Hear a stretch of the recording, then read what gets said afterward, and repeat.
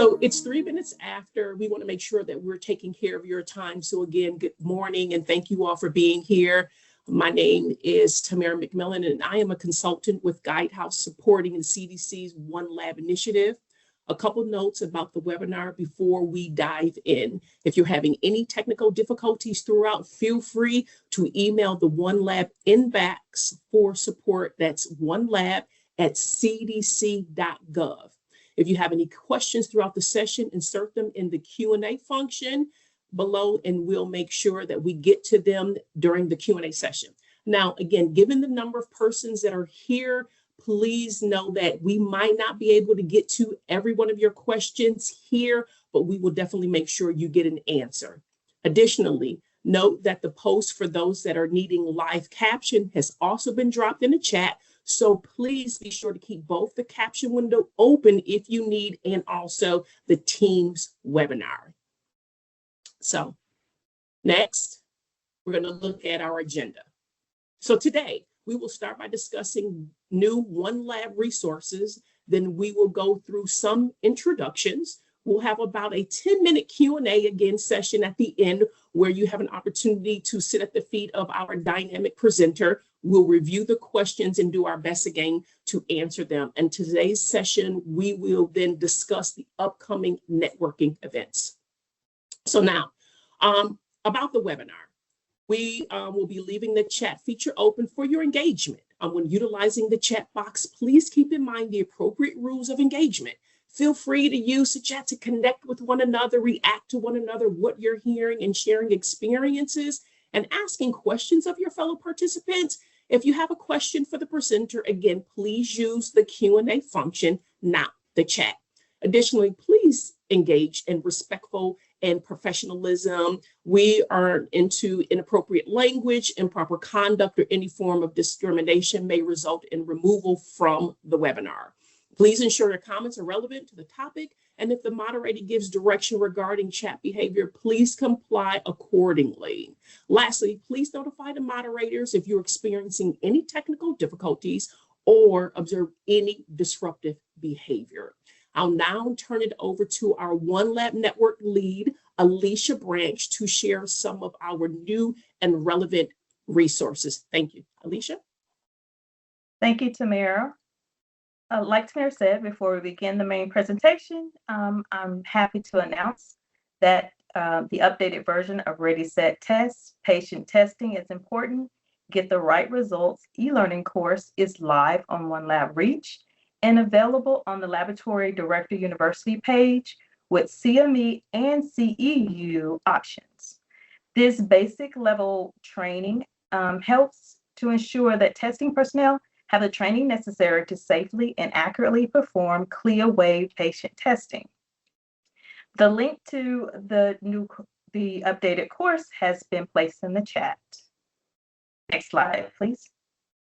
Now I'll read two disclaimers. The first one is our PACE disclaimer, followed by the external presenter disclaimer. And then I'll introduce our speaker for today. Subject matter experts and presenter wish to disclose they have no conflict of interest or other relationship with the manufacturers of commercial products, the supply of commercial services, commercial supporters, or other organizations related to the course. Next slide, please. Slide decks may contain presentation material from panelists who are not affiliated with CDC. Presentation content from external panelists may not necessarily reflect CDC's official position on the topics covered. And next slide, please. I'm excited to introduce our presenter today, Ms. Cheryl Dobie. Cheryl is a technical advisor in the Division of Clinical Laboratory Improvement and Quality at the Center for Medicare and Medicaid Services. She has over 30 years of experience as a clinical laboratory scientist, and she has been a part of the CLIA program at CMS for more than 14 years. Cheryl has been dedicated to developing Laboratory Director University and is excited to promote the new personnel courses. Over to you, Cheryl. Good morning and good afternoon, everyone, and good evening. I saw some chats popping up for folks outside of the US, so welcome. Today, we're going to focus on why CLIA certified laboratories require qualified personnel and how that safeguards patient care. We are introducing 2 new Laboratory Director University, or LDU as we like to call it, courses that address personnel qualifications and responsibilities for moderate and high complexity testing. In these clinical laboratories, testing can be technically demanding and results directly affect clinical decisions. Qualified personnel are foundational to reliable testing, regulatory compliance, and patient safety. The new LDU courses help laboratory leaders understand and implement these requirements effectively. Next slide, please.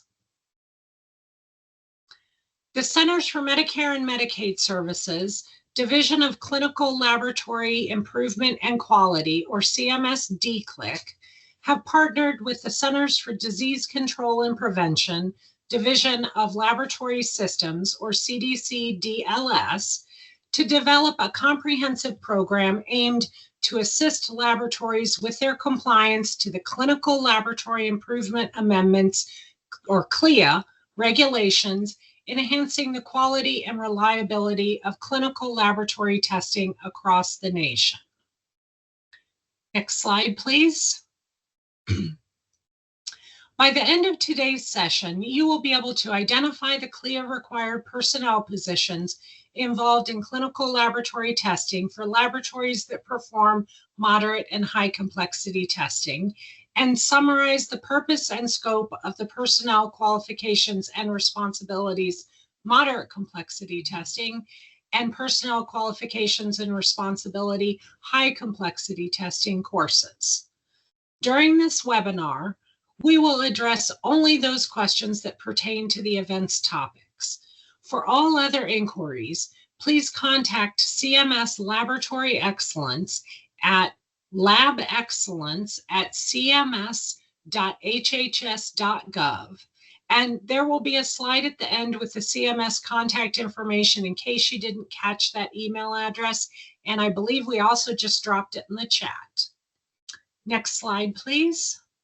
CMS DCLIC and the CDC DLS have partnered to create Laboratory Director University, focusing on the critical need for training and education among laboratory directors who are responsible for CLIA requirements.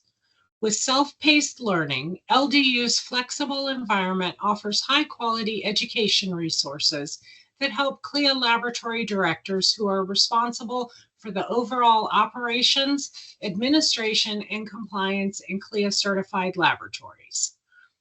LDU offers free, focused e-learning for laboratory directors who oversee CLIA certified laboratories with continuing medical education, or CME, credits for each course. Next slide, please. So LDU focuses on improvements in documentation, quality control and quality assurance, CLIA proficiency testing, unsatisfactory results and unsuccessful performance in PT, and evaluation of testing systems. These components support continuous quality improvement across non-wave testing. Next slide, please. Under CLIA, laboratory testing must meet accuracy, reliability, and timeliness standards. CMS, the CDC, and the FDA each have a unique role in ensuring laboratory quality testing under CLIA regulations. Laboratory Director University now includes 2 key courses, one for moderate complexity personnel and one for high complexity personnel. These are designed to help staff better understand the personnel requirements under CLIA. Next slide, please. As a reminder, any laboratory performing testing on human-derived specimens for the diagnosis, prevention, or treatment of disease must be CLIA certified. Tests fall into 2 categories, waved and non-waved, based on complexity. Non-waved tests must meet more rigorous quality system standards. Non-waived clinical laboratory test systems are assigned a moderate or high complexity category by the FDA based on 7 criteria given in the CLIA 88 regulations. Next slide, please. Moderate complexity tests require more technical skill than waived tests, but are less complex than high complexity tests. Examples include rapid antigen tests, certain immunoassays, and some microscopy procedures. Understanding these differences affects laboratory staffing, training, and compliance obligations. Next slide, please. High complexity tests require advanced scientific knowledge, specialized equipment, and extensive training. Examples include molecular diagnostics, cytogenetics, flow cytometry, and immunohematology for transfusion. Because of their complexity, they present a greater risk of error if not performed correctly, and laboratory personnel must meet rigorous qualifications. Next slide, please. Both moderate complexity and high complexity testing require each person filling a CLIA required position must meet the qualifications for that position. Depending on the position, different combinations of education, training, and/or experience may satisfy CLIA qualification requirements. Training or experience must be obtained in a CLIA certified laboratory. And the standards for moderate and high complexity testing differ only in personnel requirements. Understanding these differences between moderate and high complexity testing is crucial for laboratory operations.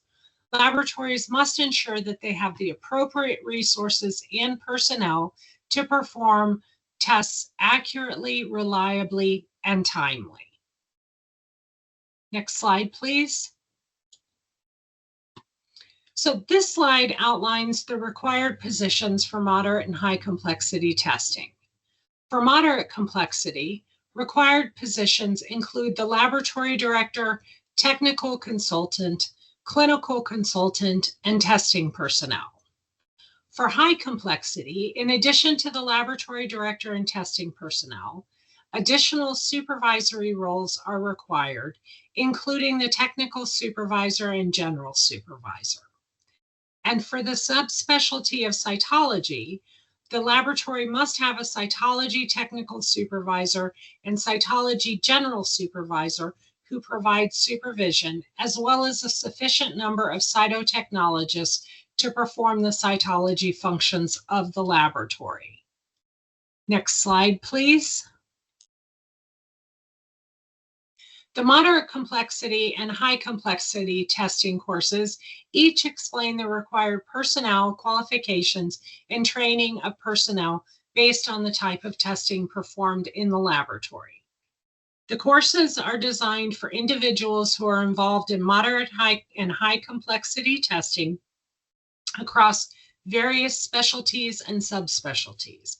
Each course includes progressive scenarios that introduce personnel engaged in moderate and high complexity testing in a CLIA certified laboratory. Next slide, please. On this slide, we begin looking closely at the CLIA required personnel roles for moderate complexity testing.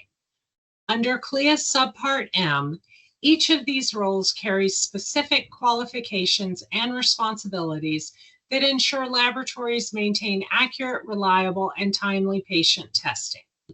So let's walk through each role at a high level. The laboratory director holds ultimate responsibility for the overall operation and administration of the moderate complexity laboratory.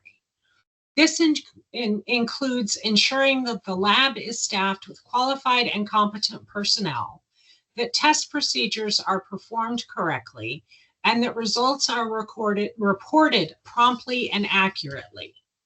The director maintains oversight of compliance with CLIA regulations, quality systems, and ongoing training. They are accountable for the accuracy, reliability, and timeliness of all testing performed under their CLIA certificate. The technical consultant brings subject matter expertise in each specialty or subspecialty where the laboratory performs moderate complexity testing. This role provides technical and scientific oversight, advises on test selection, ensures accurate test performance, and helps troubleshoot testing issues. They must be accessible to staff and are critical in guiding the lab's technical quality. The clinical consultant supports the appropriate use and interpretation of laboratory tests. This individual consults with healthcare providers on test selection, clinical relevance, and interpretation of results. Their role helps bridge the gap between laboratory data and patient care decisions. And finally, testing personnel. They carry out the hands-on work, test performance, quality control checks, and accurate result reporting. They must meet the CLIA qualifications for moderate complexity testing and follow all quality standards. Their competency is essential, and laboratories must ensure training and competency assessment are performed regularly. As outlined in the LDU materials, understanding these roles and how they interconnect is key to maintaining compliance and high-quality testing in a moderate complexity environment. Next slide, please. So here's our first poll. Which position is required in a moderate complexity laboratory? We'll give you all a little bit of time. Please respond to the poll, and then we'll go over the correct answer. All right, it looks like we've got a lot of answers. So the correct answer is technical consultant. The technical consultant brings subject matter expertise in each specialty or subspecialty where the laboratory performs moderate complexity testing. This role provides technical and scientific oversight, advises on test selection, ensures accurate test performance, and helps troubleshoot testing issues. They must be accessible to staff and are critical in guiding the lab's technical quality. Next slide, please. The CLIA Personnel Qualifications and Responsibilities Moderate Complexity Testing e-learning course is intended for clinical laboratory staff and others who are involved in CLIA non-waived moderate complexity testing across various specialties and subspecialties, and those working with tests that the FDA has not classified into a specific specialty or subspecialty. The course provides a brief overview of the requirements, duties, and credentials of personnel who perform or oversee moderate complexity testing subject to the CLIA regulations. 1 hour of CME credit is available for this course. Next slide, please.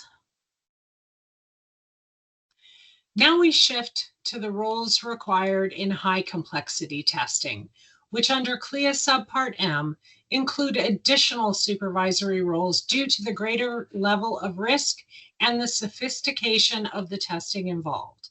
As our curriculum highlights, these personnel ensure testing meets the strict accuracy and reliability standards required for non-waived high complexity assays. So here's a high-level look at the first set of required roles. The laboratory director holds ultimate responsibility for the overall operation and administration of the high complexity laboratory. This includes ensuring the lab is staffed with qualified and competent personnel, that test procedures are performed correctly, and that results are reported promptly and accurately.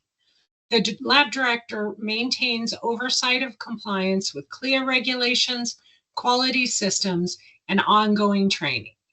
They are accountable for the accuracy, reliability, and timeliness of all testing performed under their CLIA certificate.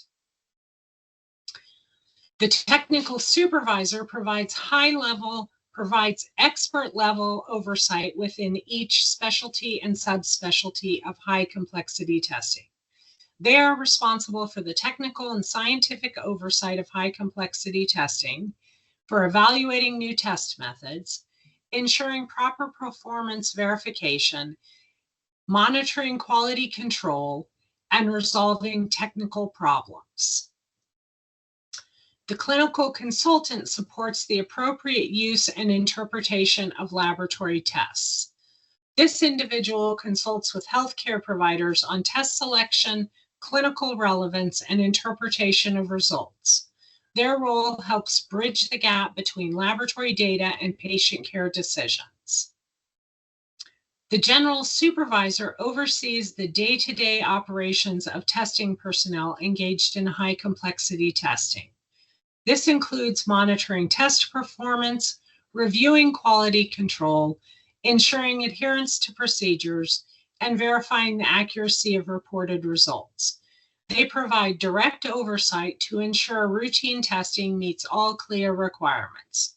They must be accessible to staff and are critical in guiding the lab's technical quality.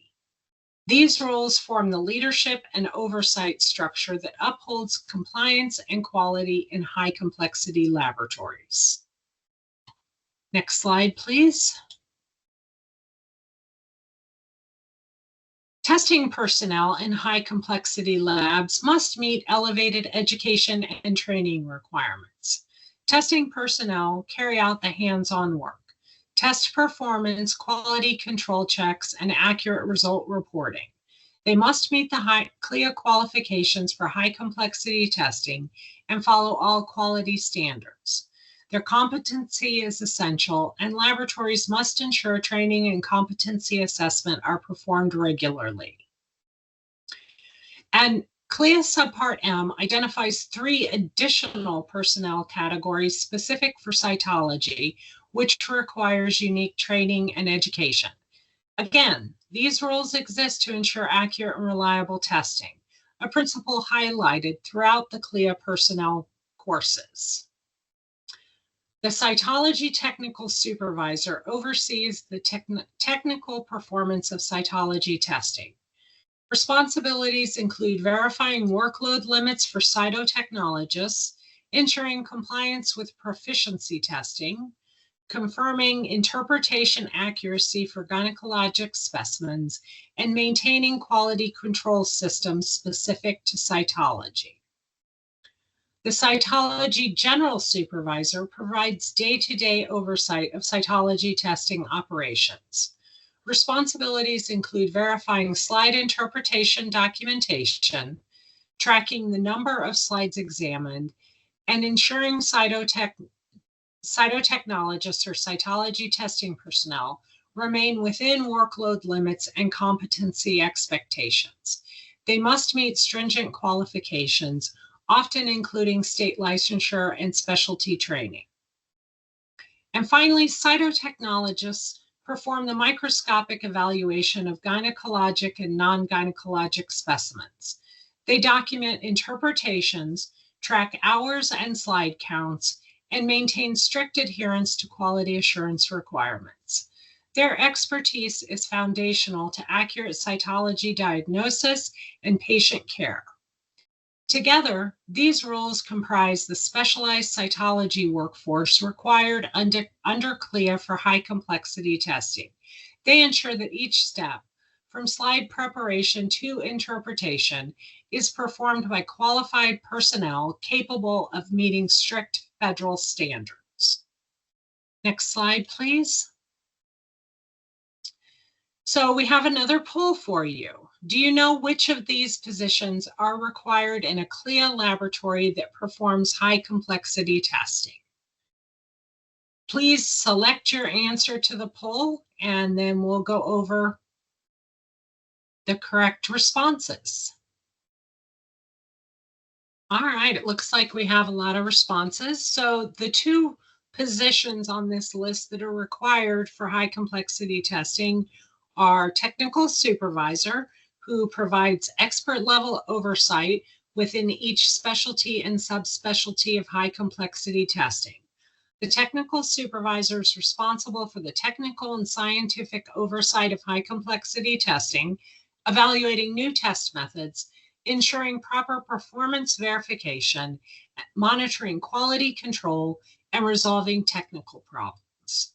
The second role on this list that is correct is the general supervisor, who oversees the day-to-day operations of testing personnel engaged in high complexity testing. This includes monitoring test performance, reviewing quality control, ensuring adherence to procedures, and verifying the accuracy of reported results. They provide direct oversight to ensure routine testing meets all CLIA requirements. They must be accessible to staff and are critical in guiding the lab's technical quality. These roles form the leadership and oversight structure that upholds compliance and quality in high complexity laboratories. Next slide, please.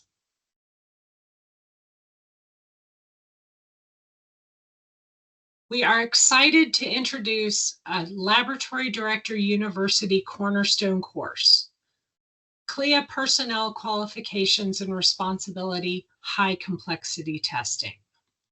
This course will provide an overview of the qualifications and responsibilities of laboratory personnel who perform or oversee high complexity testing subject to CLIA regulations.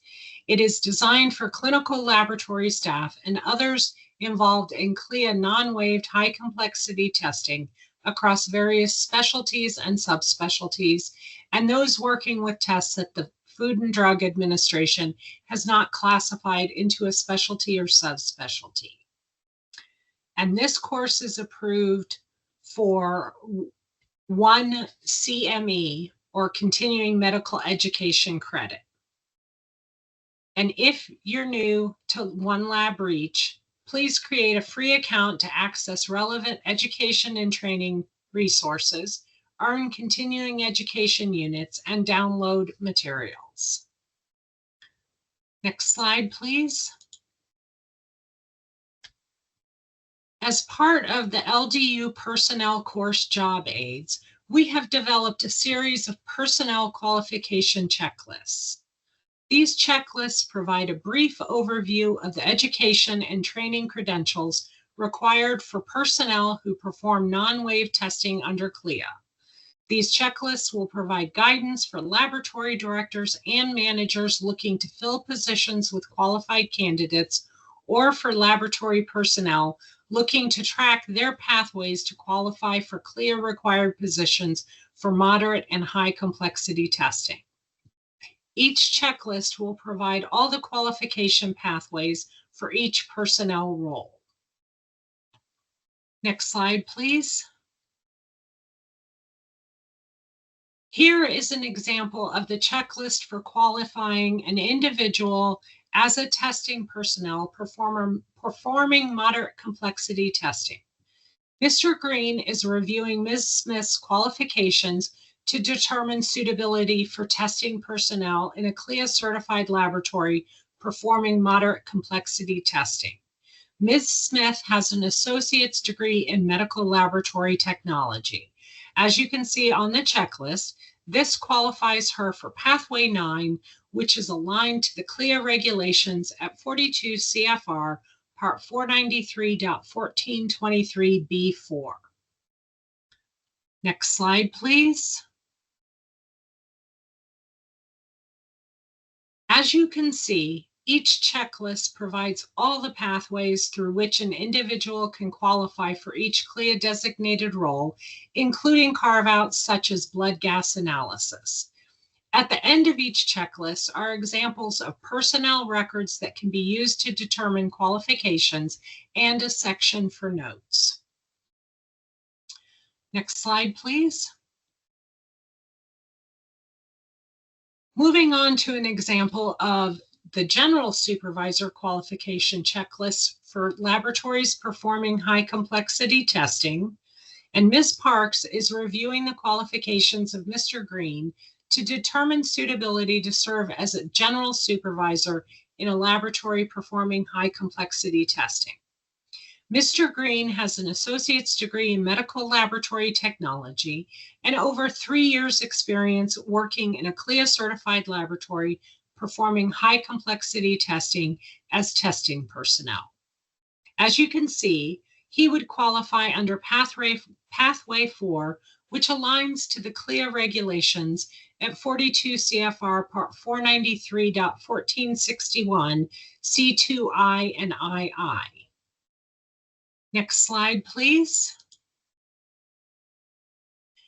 As you can see, each checklist provides all the pathways through which an individual can qualify for each CLIA designated role. At the end of each checklist are examples of personnel records that can be used to determine qualifications and a section for notes. We encourage everyone to visit the LDU webpage and download these checklists. Next slide, please. Another really exciting resource that is in development as part of LDU is the CLIA Deficiency and Resource Tool, or CDART. CDART is designed to help laboratory directors and other laboratory professionals search and access regulations relevant to common CLIA deficiencies and the specifics of the CLIA standard in 42 CFR Part 493 laboratory requirements. This exclusive search tool includes a dedicated homepage within LDU, and users can enter deficiency tags or D tags or familiar search terms to help them find and download training, requirements, regulations, and more. Next slide, please. CDART will serve as a resource for laboratory directors and clinical laboratory personnel by providing recommended training that relates to specific CLIA D tags and is aligned with the CLIA regulations.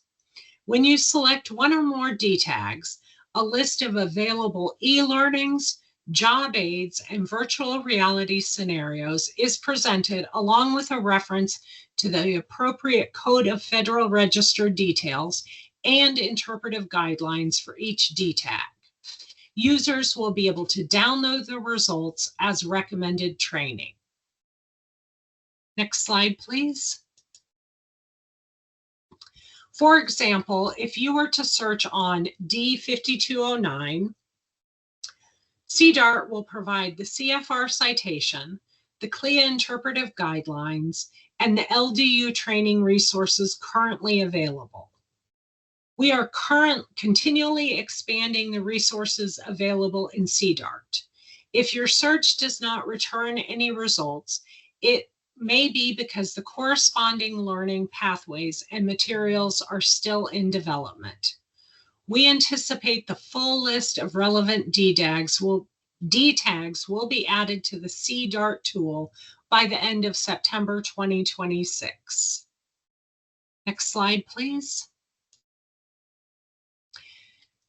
We will continue to build out LDU courses to focus on 7 core learning topics in LDU, ranging from foundational CLIA concepts to quality systems, proficiency testing, and a final capstone that applies learning to real-world scenarios. The 7 LDU learning topics are Introduction to Laboratory Director University, Laboratory Director Responsibilities, Personnel Responsibilities, the survey process, quality systems for laboratories, participation in proficiency testing, and an LDU capstone, which applies LDU concepts to real-life scenarios. Next slide, please. So for our courses under development, we have a few we can share today. In topic 2, we will cover Introduction to Laboratory Director Responsibilities and the purpose of the CLIA survey. And in topic 3, we will cover CLIA personnel qualifications and responsibilities for cytology testing and a delegating responsibilities practice example. Next slide, please. Thank you all so much for joining today. We're excited to see what LDU can do for you and your laboratories. And next slide, please.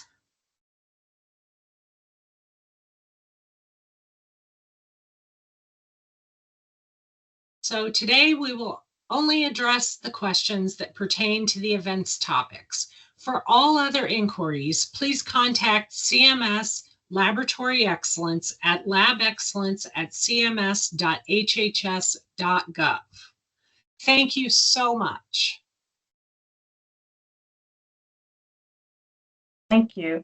Like Cheryl said, we will take a few minutes to answer as many questions as possible. If we do not get to answer your question today, we'll do our best to respond via email.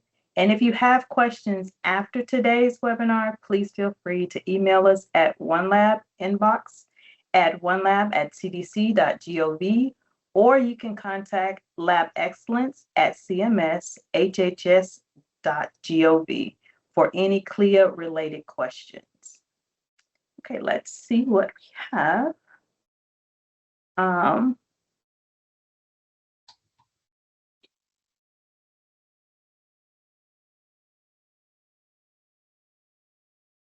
This one. So someone wants to know, can one person serve as the technical supervisor, the clinical consultant, or the general supervisor? So, yeah, the short answer is yes.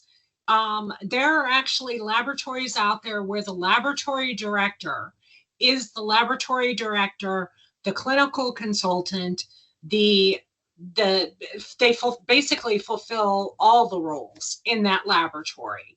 And so as long as the individual is qualified for each role that they have been delegated, then yes, they may serve in multiple roles. Great question. Thank you. Yes.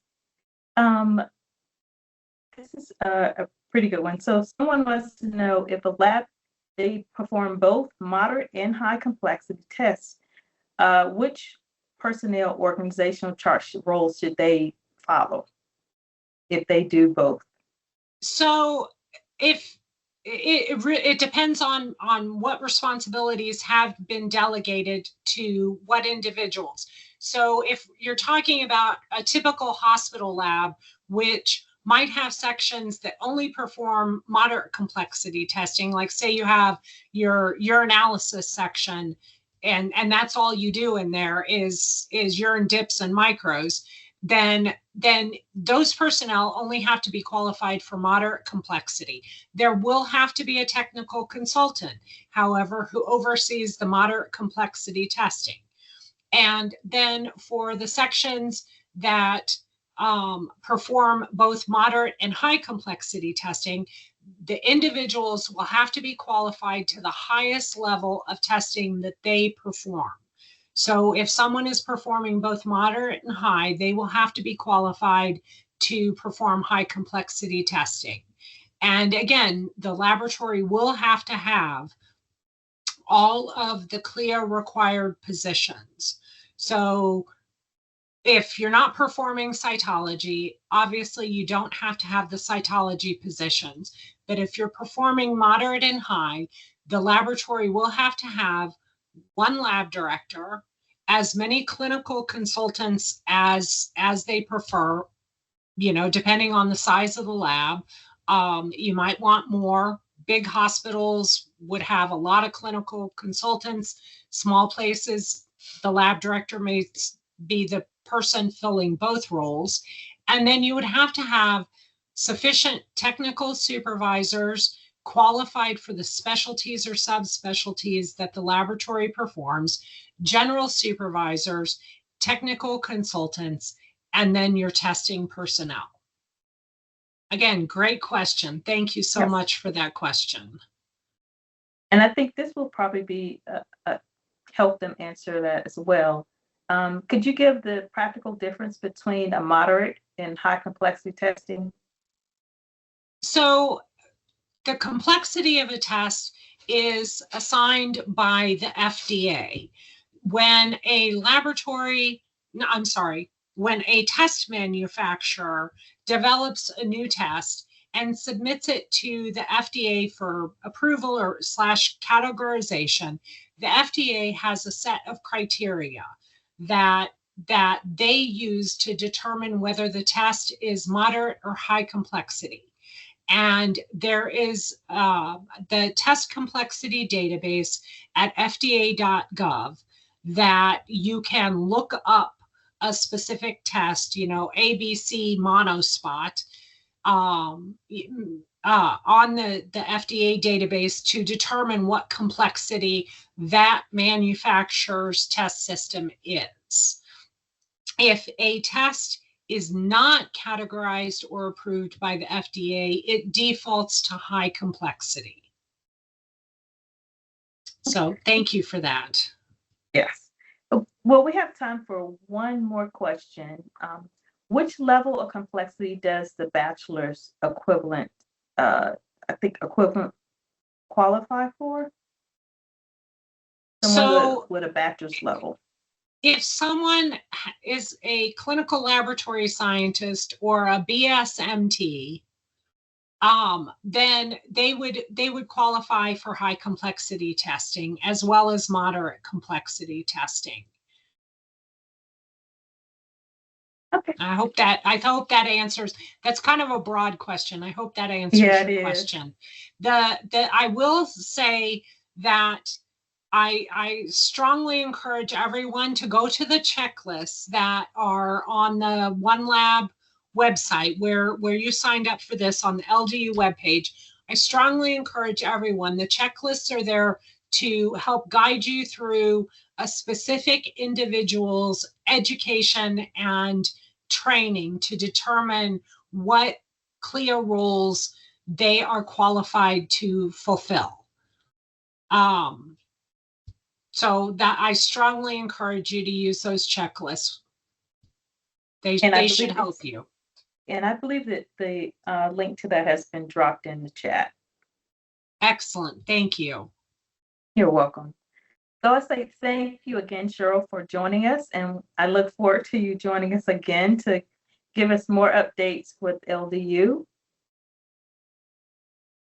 All right. Thank you, everyone. We're excited to provide these resources. Thank you all. We are offering, next slide, please. We are offering 1 PACE credit for today's webinar. The PACE certificates are immediately available on OneLab Reach in your My Learner Hub for easy access to receive PACE credit. After participating in today's session, just log into your OneLab Reach account, visit the link in the chat, and use the passcode to complete the evaluation within 2 weeks. You remember, you must be logged into your OneLab Reach account to access the evaluation. You will also receive an email containing these instructions if you miss the link and the passcode after the webinar today. Next slide, please.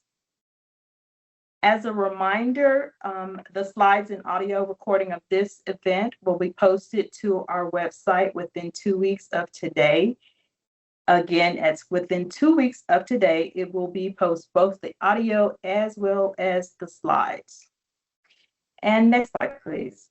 Lastly, we encourage everyone to go back. I realize that is the last slide. We encourage everyone to utilize the OneLab inbox to share your training needs and any feedback on OneLab with us. We actually use your input to select event topics, better understand the community needs, and the OneLab email address is posted in the chat for easy access. And again, we thank you for joining today's webinar. And if you have any questions about CLIA related questions after today, feel free to email them at labexcellence@cmshhs.gov. Again, that's labexcellence@cms.hhs.gov. And if you have any OneLab questions, please feel free to email them at onelab@cdc.gov. And thank you again, and have a great rest of your day.